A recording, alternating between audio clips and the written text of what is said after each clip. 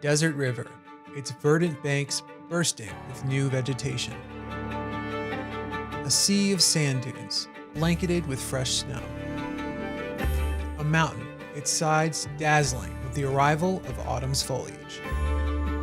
Images that not only capture the imagination, but, more importantly, tell a story.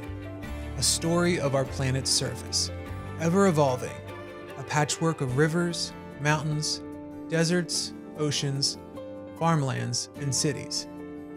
A story told over the course of days, months, years, and decades, all thanks to the Landsat program. Landsat actually was one of the things that first got me involved in remote sensing. Landsat provided that global perspective, but still at the management scale resolutions, plot level, field scale, but also provide that sort of whole Earth scale resolution, and that was pretty exciting.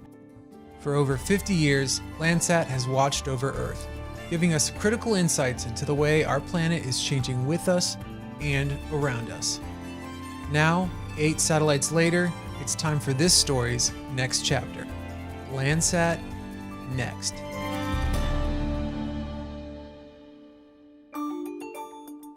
The next phase in the longest space-based record of Earth's land surface will provide a host of new capabilities for the next generation of Landsat data users, including enhanced spatial resolution and 15 new spectral bands.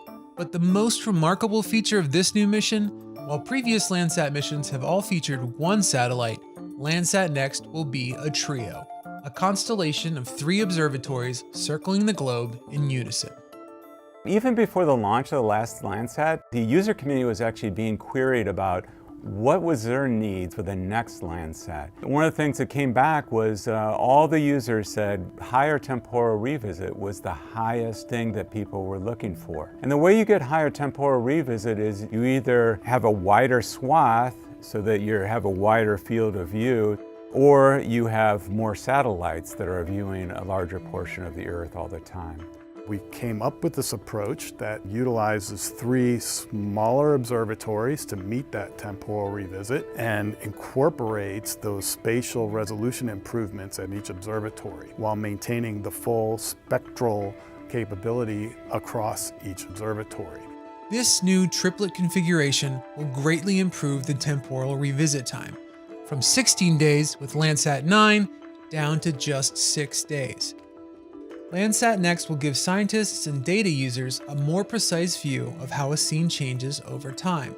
This can help highlight key stages of plant growth and is useful for crop management and estimating yield. One of the criteria actually we use to assess just even types of cover is based on when the crops emerge, when they might be harvested, but also being able to look at different insect outbreaks, look at different effects of drought. All this stuff can happen very fast, and so being able to respond quickly, this is an important aspect of being able to have this higher temporal revisit.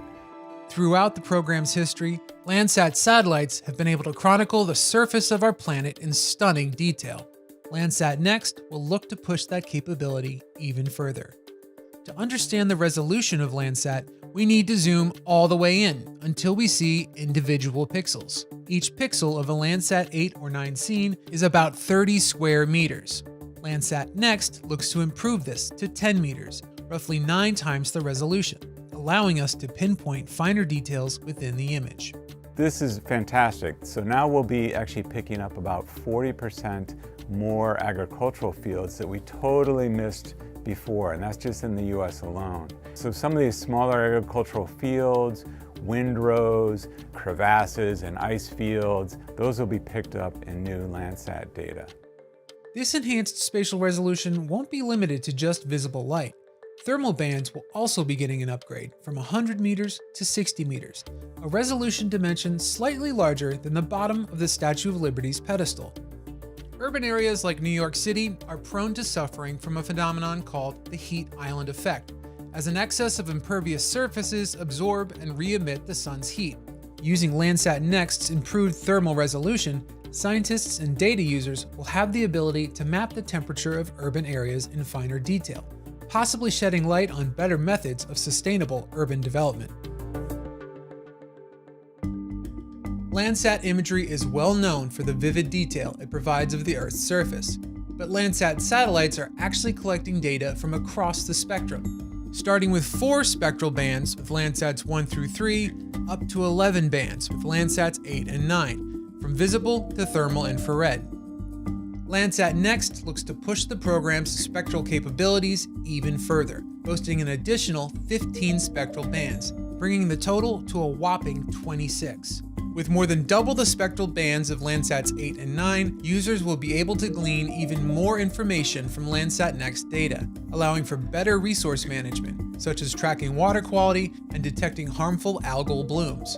Coastal waterways, we're experiencing algal blooms like never before. Those are health concerns for our population. Being able to detect those and respond to them quickly, that temporal revisit and those new bands enable us to do that. The other thing is actually being able to better track dynamics of snow and ice. The melting snow and ice are used to recharge water sources, especially in the western U.S. So being able to know when those resources are going to be available, determining potential for flooding versus recharge is very important for water management. It's often said that Landsat's superpower is time travel, granting its users the ability to rewind the clock and observe the evolution of our planet's surface during the last half-century. But the true key to unlocking Landsat's ability to travel in time has been the remarkable consistency in data quality across multiple decades in Landsat missions. It's more than that, actually. It's a time machine, but it's also a time and space machine, I would argue. It's not only being able to look back into time, I think it's also being able to look at different places on the globe and give you a consistent picture anywhere on the globe as well. And that's what Landsat allows us to do. There's a consistency in the measurements. There's consistency in the way the instruments were calibrated. The reason why this is so important is that changes on Earth, whether they be changes in vegetation or subtle changes on the Earth's surfaces, that we want to make sure that we're actually capturing these changes and they aren't just changes in the instruments themselves. Landsat has been historically the gold standard reference for calibration of many different missions across the whole globe. The radiometric quality for Landsat Next will be at least as good as any previous Landsat, so we will maintain that standard for calibration and referencing for all missions. Landsat Next's 3 satellites, improved 6-day temporal revisit, enhanced spatial resolution, and 26 spectral bands all add up to a massive amount of data. Landsats 8 and 9 each record around 750 scenes per day. With Landsat Next's trio of satellites, that number will skyrocket to over 2,200 scenes per day. More scenes means more data.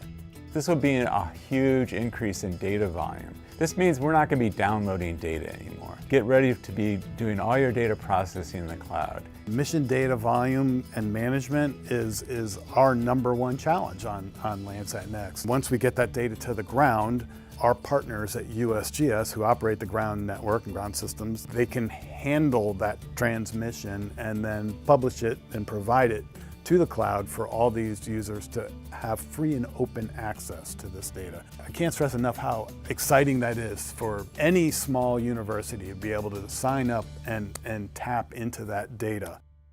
It's still early days for the Landsat Next mission. Slated for launch in late 2030, there's no shortage of work to be done over the next 7 years. But plans for the new triplet constellation, upgraded spatial and temporal resolutions, and added spectral bands have the Landsat Next team excited. Our mission right now is really a quantum step forward from previous Landsats. This may be the biggest leap in capabilities since the launch of Landsat 7. And when we launch in 2030, it'll be the biggest improvement in 30 years. I'm very, very excited. I can't wait to see what comes out of all of these emerging applications and how well it supports the user. Over the life of the Landsat program, the world's population has more than doubled, leading to increasing pressure on precious resources such as food and water. But time and time again, Landsat missions have only served to highlight humankind's innate ability to adapt to its environments, enabling us to develop better methods of sustainable resource management. by helping farmers to monitor the health of their crops and efficiently manage their water resources, by guiding forestry management programs on better ways to identify areas at risk for wildfires and track changes in land use over time, or by contributing to conservation efforts, monitoring and assessing the biodiversity of coastal wetlands and protected areas. Landsat Next will look to not only preserve this over 50-year legacy, but bring it into the future. We live on this planet Earth. We all know that we want to leave this planet for our children. We know the importance of sustainability, and I think that's what Landsat's all about. It's about helping us manage the planet that we live on for the long term. And that's why it's there, and that's why it continues to be here, and expect it to be there for the next generation as well.